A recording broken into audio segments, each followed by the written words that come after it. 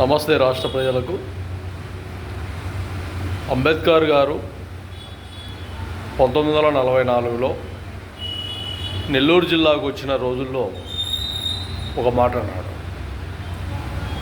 ఏమన్నాడంటే, ఆయన గాంధీ ఎక్కడికి వెళ్ళినా కూడా భూస్వాములు, ఆస్వాములు, దాదాపు కోటీశ్వరులు ఆయనకు స్వాగతం పలుకుతూ ఎంత కావాల్సినంత అమౌంట్ ఆయనకు వెచ్చిస్తూ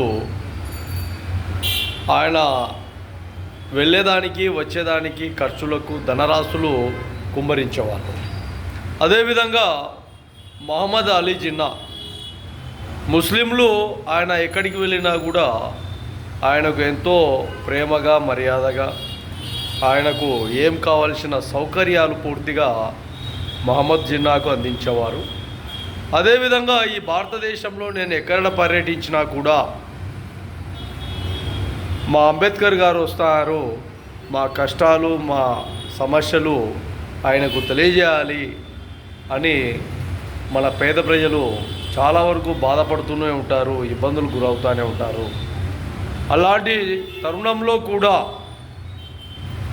ఈ వ్యక్తులకు ఈ భారతదేశంలో ఒక ఉన్నత స్థానాన్ని కల్పించలేకపోతే ఇక మన జీవన విధానం వేస్టు అని ఆలోచన చేసి ఆ తర్వాత పూర్తిగా పేదల కోసమే ఆయన చాలా వరకు కష్టాలు నష్టాలు అనుభవించాడు.